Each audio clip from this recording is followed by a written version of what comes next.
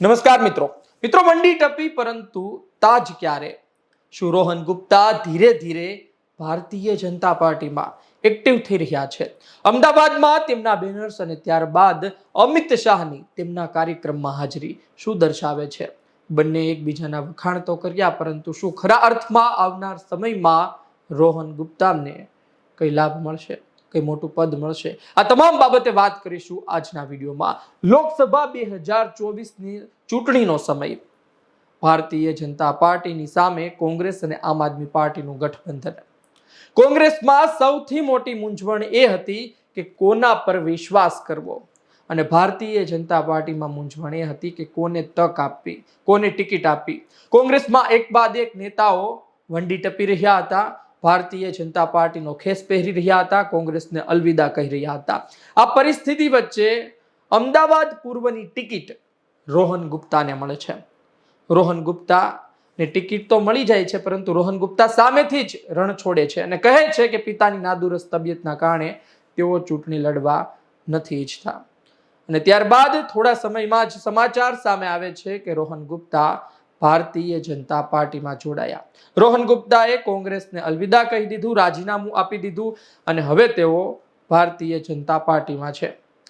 આ સમાચાર સામે આવતા જ રાજકીય ગલિયારાઓમાં એક ચર્ચા થવા લાગી કે અર્જુનભાઈ મોઢવાડિયા અને રોહન ગુપ્તા જેવા નેતાઓ રાજીનામું આપી શકે, કારણ કે રોહન ગુપ્તા કે જેઓ 40 વર્ષ સુધી પોતે કોંગ્રેસમાં રહ્યા, રોહન ગુપ્તાના પિતા રાજકુમાર ગુપ્તા મંત્રી રહ્યા, કોંગ્રેસમાં શીર્ષ નેતૃત્વ સાથે તેના સારા સંબંધો રહ્યા, અને આ જ કારણોસર રોહન ગુપ્તા પણ કોંગ્રેસમાં આગળ રહ્યા, રાષ્ટ્રીય પ્રવક્તા તરીકે કામ કરતા રહ્યા।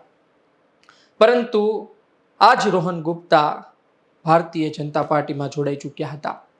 રોહન ગુપ્તાના પિતા રાજકુમાર ગુપ્તાએ એક ટ્રસ્ટની સ્થાપના કરી હતી, ગુજરાત લોક સેવા ટ્રસ્ટ, અને એ ટ્રસ્ટને 34 વર્ષ પૂરા થયા, 35મું વર્ષ શરૂ થયું, અને આ જ કારણે કાર્યક્રમ રાખવામાં આવ્યો હતો, અને આ કાર્યક્રમમાં હાજરી આપી અમિત શાહે। કેન્દ્રીય ગૃહ અને સહકારિતા મંત્રી આ પ્રકારના કોઈ ટ્રસ્ટના કાર્યક્રમમાં હાજરી આપે એટલે આપ વિચારી શકો કે કેટલી મોટી વાત કહી શકાય। તેનું કારણ હતું કે રોહન ગુપ્તાએ તેમને આમંત્રિત કર્યા હતા, અને ઘણા સમય પહેલાની વાત હતી। સમય આપવાનો બાકી હતો, અમિત શાહ આવ્યા અને રાજકીય ગલિયારાઓમાં ચર્ચા શરૂ થઈ કે રોહન ગુપ્તા શું હવે ધીરે ધીરે એક્ટિવ થઈ રહ્યા છે। રોહન ગુપ્તાએ અમદાવાદમાં પોતાના હોર્ડિંગ્સ, પોસ્ટર લગાવ્યા, ધીરે ધીરે એક માહોલ બન્યો, અને ત્યારબાદ અમિત શાહની હાજરી। લોકો સવાલ કરવા લાગ્યા કે રોહન ગુપ્તાને શું વંડી ટપી તેનો તાજ મળવાનો છે કે નહીં? અત્યાર સુધી રોહન ગુપ્તાને ભારતીય જનતા પાર્ટીમાં કોઈ મોટું પદ નથી મળ્યું। મોટા પદની વાત તો મૂકો, ભારતીય જનતા પાર્ટીમાં જ એક વર્ગ છે કે જે આ વંડી ટપીને આવનાર નેતાનો વિરોધ કરી રહ્યા છે।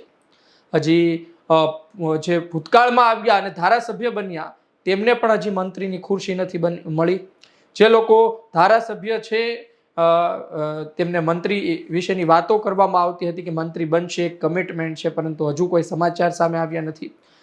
જે ધારાસભ્ય નથી તેને સંગઠનમાં સ્થાન મળશે તેવી વાત તો હતી, પરંતુ સંગઠનમાં પણ 2 ટર્મથી એક્ટિવ લોકોને સમાવવામાં આવશે તેવું વિચારી રહી છે ભારતીય જનતા પાર્ટી, તો તેમાં પણ તેઓ કપાય છે। એટલે કે દિગ્ગજો હજુ ભારતીય જનતા પાર્ટીમાં તાજ નથી પહેરી શક્યા, પરંતુ રોહન ગુપ્તાની ચર્ચા થવા લાગી છે। રોહન ગુપ્તા પણ તેમાંના એક જ છે। રોહન ગુપ્તા આમ તો કોંગ્રેસ માટે કામ કરતા રહ્યા, કોંગ્રેસ માટે બોલતા રહ્યા, પરંતુ તેમણે પક્ષ પલટો શા માટે કર્યો એ કદાચ રોહન ગુપ્તાને જ ખબર છે। હવે તેના ટ્રસ્ટની કામગીરીમાં કદાચ સત્તાધારી પક્ષ ભારતીય જનતા પાર્ટી તેને મદદરૂપ થઈ શકે, અમિત શાહ તેને મદદરૂપ થઈ શકે, પરંતુ એ વાત પણ સાચી છે કે હજુ સુધી રોહન ગુપ્તા પાસે કોઈ મોટું પદ નથી। રોહન ગુપ્તા ધીરે ધીરે ભારતીય જનતા પાર્ટીમાં સંબંધો વધારી રહ્યા છે, અને અમિત શાહે પણ તેના વિશે વાત કરી હતી। આપ સૌ પ્રથમ સાંભળો કે રોહન ગુપ્તા કે જે ભારતીય જનતા પાર્ટી વિશે, તેના શીર્ષ નેતૃત્વ વિશે મન ફાવે તેમ બોલતા હતા, આજે તે અમિત શાહ વિશે શું બોલે છે। સાથીઓ, બહુ લાંબી વાત નહીં કરું, સાહેબ આપણી વચ્ચે છે, એમની એક મિનિટ આપણે અહીંયા વેસ્ટ કરીએ તો કઈક દેશની મિનિટ વેસ્ટ થાય છે।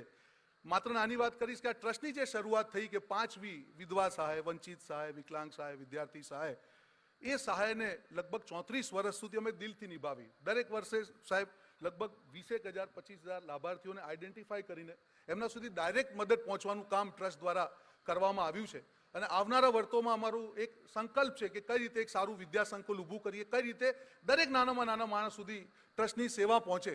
અને જે પણ આપણે સૌ જાણીએ છીએ સાથીઓ કે સરકારની યોજનાઓ, હજારો યોજનાઓ છે આ સરકાર, અને આજથી નહીં, છેલ્લા 4 વર્ષથી અમારા 2 સેન્ટર છે કે સરકારી યોજનાઓનું ઘરે ઘરે સુધી એની પહોંચવું, અને જે લોકો એના લાભાન્વિત હોય એના ફોર્મ ભરવા. અને મને આપને કહેતા ખુશી થાય છે કે લગભગ ટ્રસ્ટના કાર્યાલય દ્વારા 2 લાખ લોકોને અત્યાર સુધી 2 વર્ષમાં સરકારી યોજનાઓનો લાભ આપવાનું કામ અમે કર્યું છે.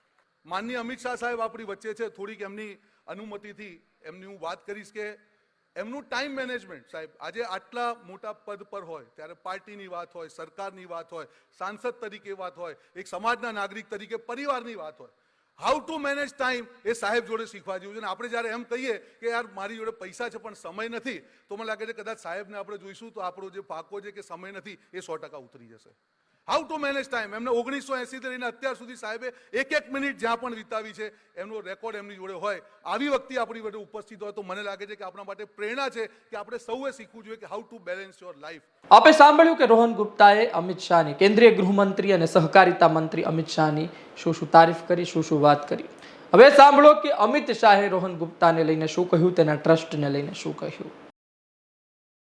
રોહન સાથે લગભગ વર્ષેક પહેલા સંપર્ક પણ આવ્યો, મિત્રતા પણ થઈ, અને જ્યારે એની જોડેથી ટ્રસ્ટની કામગીરી બાબતમાં જાણકારી મળી ત્યારે મેં કહ્યું હતું કે એકવાર હું અમદાવાદ આવીશ ત્યારે જરૂર આવીશ. અને આજે દિવસ નક્કી થયો ને આજે હું અહીં આપ સૌની સામે ઉપસ્થિત છું. હમણાં હું આવતા પહેલા, રોહન આમ તો માર્કેટિંગમાં એક્સપર્ટ માણસ છે, એટલે આવતા પહેલા એને ખૂબ સુંદર રીતે ટ્રસ્ટની બધી જ પ્રવૃત્તિઓ અલગ અલગ વિભાગમાં મને બહુ થોડા સમયની અંદર નો પરિચય કરાયો. હું તો રોહનનો ધન્યવાદ કહેવા માંગુ છું. કેટલાય કાર્યક્રમોમાં ગયો છું રોહનભાઈ, આટલા અલ્પ સમયમાં આટલી મોટી યાત્રાનો પરિચય ક્યારેય કોઈએ નથી કરાયો, એટલો સુંદર રીતે. રાજકુમારભાઈ, સુરેખાબેન, રોહન અને અર્પિત ચારે એના કરતાર ધર્તાઓને હું હૃદયપૂર્વક અભિનંદન આપું છું.